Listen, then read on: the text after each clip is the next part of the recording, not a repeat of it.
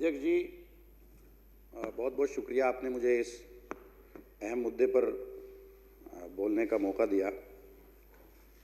आज पूरा हिंदुस्तान की आवाम ये सवाल कर रही है कि एनपीआर, एनआरसी और सीए क्या है, और इन्होंने, केंद्र सरकार ने पूरे हिंदुस्तान को इस मुद्दे पर उलझा कर रख दिया। 2003 में ये फैसला लिया गया था कि हम एनआरसी लागू करेंगे। उस वक्त में 2003 से लेकर के 2009 तक 30,90,000 लोगों से इन्होंने पूछा, तो उसमें आधे, और 12 स्टेट में ये पूछा गया था, तो उसमें से आधे लोगों के पास डॉक्यूमेंट्स नहीं थे। तब उस सरकार ने ये फैसला लिया कि हम एनआरसी लागू नहीं करेंगे, और बाकायदा फाइल पर नोटिंग हुई कि हिंदुस्तान की सरकार हिंदुस्तान में एनआरसी लागू नहीं करेगी। 2010 में एनपीआर आया, उसमें कानून के हिसाब से, जो कानून था उस हिसाब से पूछताछ नहीं हुई। सिर्फ ये पूछा गया कि आपके घर में कितने लोग हैं और कहाँ रहते हैं। 2003 में जो ड्राफ्ट बना, उसी को अब इन्होंने गजट नोटिफिकेशन कर दिया, जिसमें पैरा 3 के अंदर, पैरा 4 के अंदर जो अफसर एनपीआर करने जाएगा, उसको कानून के अंदर ये हक दिया गया है कि वो डाउटफुल, अगर कोई चीज़ उसके पास नहीं है तो उसको डाउटफुल लिस्ट में डालेगा। जैसे किसी के पास पासपोर्ट नहीं है, जो मनमोहन सिंह जी के टाइम में एनपीआर हुआ था, उसमें और इसमें फ़र्क है।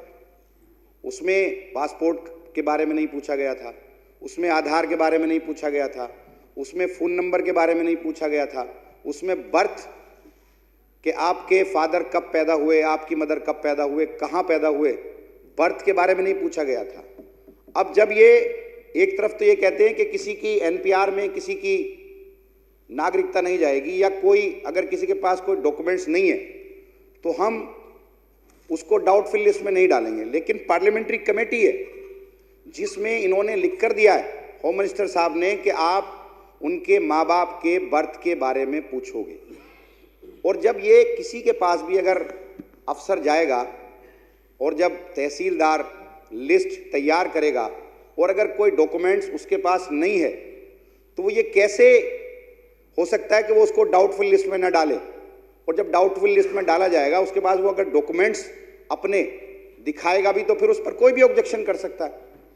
तो इसमें जब तक ये कानून के अंदर बदलाव नहीं करेंगे, जो पैरा 4 के अंदर जो 2003 में जो ड्राफ्ट किया गया था, उसी को इन्होंने गजट नोटिफिकेशन कर दिया।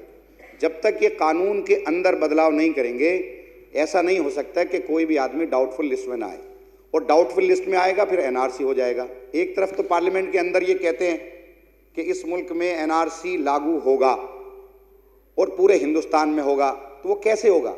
एनपीआर की बुनियाद पर तो होगा। उसकी पहली फॉर्म जो होम मिनिस्टर की वेबसाइट के ऊपर है, उसमें कहा कि एनपीआर एनआरसी का पहला फॉर्म है, शुरुआत एनपीआर से होगी।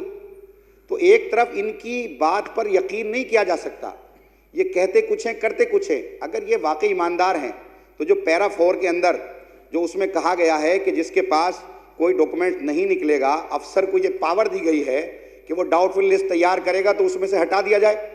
जिस तरह से पिछली मर्तबा एनपीआर हुआ था कि सिर्फ ये पूछ लिया जाए कि कितने लोग रहते हैं, कितने लोग नहीं रहते, जितने भी पैरा के अंदर क्वेश्चन है इन सबको हटा दिया जाए। ऐसे ही इन्होंने जो है आसाम के अंदर एनआरसी आया, एनपीआर आया, एनआरसी आया, उसके अंदर 19 लाख लोग इसकी चपेट में आए, जिसमें से 5 लाख मुस्लिम थे, 14 लाख हिंदू थे। इनकी समझ में नहीं आया तो फिर ये सीए ले आए कि साहब 14 लाख लोगों को किसी तरह से नागरिकता देंगे।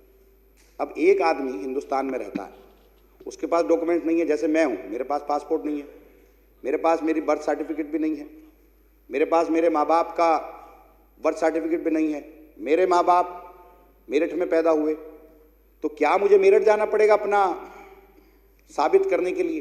एक आदमी बिहार से आया है, यहाँ रहता है, उसके पास कोई डॉक्यूमेंट्स नहीं है, तो क्या उसको बिहार जाना पड़ेगा? अगर किसी के पास पासपोर्ट, इस मुल्क के अंदर 5% से ज़्यादा लोगों के पास पासपोर्ट नहीं है। इस मुल्क के अंदर बर्थ सर्टिफिकेट 15 से 20% से ज़्यादा लोगों के पास बर्थ सर्टिफिकेट नहीं है। तो ये कानून पूरे मुल्क को परेशान करेगा। ये एक अजीब सी बात है इनके पास। ये क्या है कि सारी चीज़ को उठा करके केंद्र सरकार हिंदू मुसलमान पर लाकर रोक देती है। जब इन्होंने आसाम के अंदर ये किया तो इसमें 19 लाख में से 14 लाख हिंदू भाई थे। तो ये परेशान हो गए कि अगर पूरे हिंदुस्तान में हम ये लागू करेंगे तो पूरा हिंदुस्तान सड़कों पर आ जाएगा, पूरा गरीब सड़कों पर आ जाएगा। तो इन्होंने इस इशू को मुसलमान से जोड़ दिया कि मुसलमान की नागरिकता नहीं जाएगी।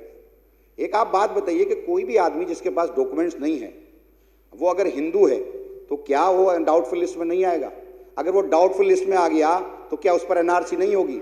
अगर एनआरसी में भी वो आ गया तो क्या सीएए में नहीं आएगा? तो फिर उसको इस मुल्क का नागरिक होने के लिए, जो आज तक इस मुल्क में पैदा हुआ, उसके माँ बाप यहाँ पैदा हुए, उसके दादा यहाँ पैदा हुए, उसके पुरख यहाँ पैदा हुए, तो उसको दोबारा से ये सर्टिफिकेट देना पड़ेगा, एफिडेविट देना पड़ेगा कि मैं हिंदुस्तानी, मैं पाकिस्तानी हूँ, तब उसको हिंदुस्तान की नागरिकता दी जाएगी।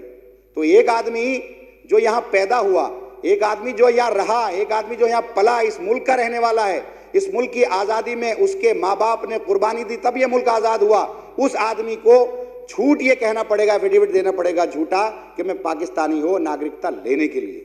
और क्या वो उस वक्त में जो उसकी प्रॉपर्टी होगी वो उसकी रहेगी या वो भी उसको गवर्नमेंट को सुपुर्द करनी पड़ेगी? अभी तक ये बताने को तैयार नहीं है कि भाई कानून के अंदर जो आप लेकर आए हो उसमें तो कहा गया है कि डाउटफुल लिस्ट तैयार होगी। या तो आप कानून में के अंदर तब्दीली करो कि रूल 4 को हटाओ आप, कि कोई भी डॉक्यूमेंट्स आप बताओ ना कि अगर किसी के पास voter list, voter ID card है तो वो इसके अंदर नहीं आएगा। क्या अगर किसी के पास आधार है तो वो इस मुल्क का नागरिक नहीं होगा? किसी का पासपोर्ट है वो इस मुल्क का नागरिक नहीं हो? कहते हैं कि जिसके पास सिर्फ बर्थ सर्टिफिकेट होगा, और पार्लियामेंट में कहा कि उसके माँ बाप का, जिसके पास बर्थ सर्टिफिकेट होगा वही इस मुल्क का नागरिक माना जाएगा।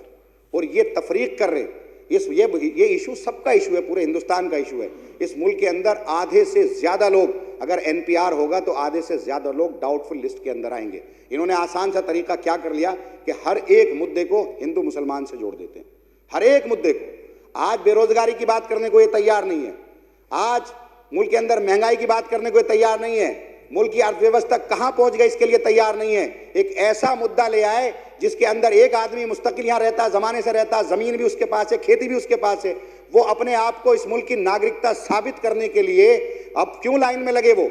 और ये पहली मर्तबा एक ऐसा कानून आ रहा है कि जो हिंदुस्तान का रहने वाला, उसको ये साबित करना पड़ेगा कि मैं हिंदुस्तानी हूं, और जो पाकिस्तान का रहने वाला है वो हिंदुस्तानी आसानी से बन सकता है। तो हमारी नागरिकता साबित करने के लिए हमें कोई मजबूर क्यों कर सकता है? ऐसा कानून क्यों लाया जाए जिसके अंदर हमें यह साबित करना पड़े कि हम इस मुल्क के नागरिक हैं? तो मैं तो ये कहूँगा कि ना तो एनपीआर आना चाहिए, और 2010 का जो कानून है जिसकी ये बात कर रहे हैं उसके अंदर भी डाउटफुल लिस्ट तैयार होगी, क्योंकि 2003 का जो कानून है, 2003 का जो ड्राफ्ट है वही 2010 में इम्प्लीमेंट होगा, वही 2020 के अंदर इम्प्लीमेंट होगा।